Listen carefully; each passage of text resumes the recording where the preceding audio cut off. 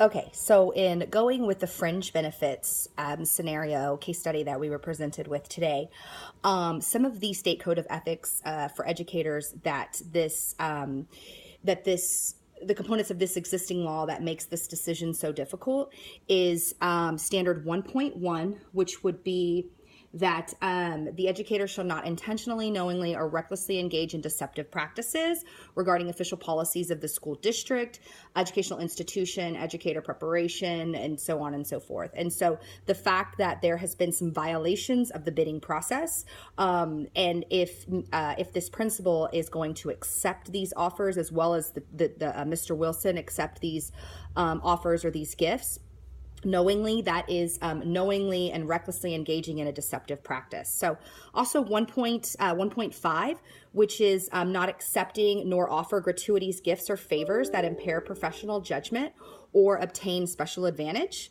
as well as 1.7, the educator shall comply with state regulations, written local school board policies, which goes into the bidding process.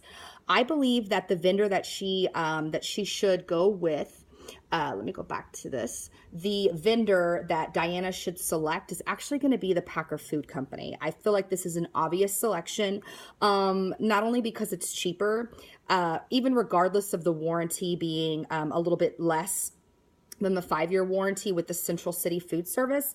I think that if she accepts the Central City Food Service, even though it's more expensive, but you get the greater warranty, and doesn't even accept these gifts, let's say she gives these gifts back. If there has been a practice of knowingly accepting gifts in the past from vendors, this could fall onto her and ultimately really put her in some hot water, even if she doesn't accept the gifts. So, and Packer Food Service is cheaper anyway.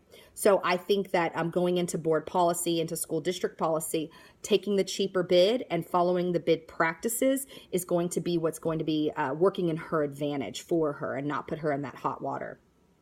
I do not think that she should keep the gift certificate. It's against the ethics for educators. It violates district policy, and it could cause a lot more problems for her in the future. Even if this is some standard practice that other veteran principals have been doing.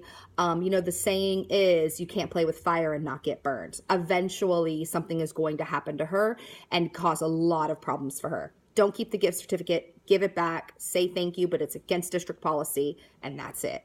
I do think that she should speak to the superintendent. Again, this just goes back to her trying to be more proactive than reactive. In this case, it is a little bit reactive, or it's very reactive, but it's really covering herself. Let's say, with Mr. Wilson, even if she says no to Central City Food Service, she accepts the Packer bid, and then allowed Mr. Wilson to keep this gift certificate and didn't say anything to the superintendent, that could make her look like she's allowing this type of practice on her campus, which ultimately, when it all comes down to it, it's the principal, it's the guy on top or the woman on top that's going to take the heat for the fall. So I think that not telling the superintendent would get her in a lot of trouble for looking like she's allowing this type of practice of acceptance of gifts on her campus.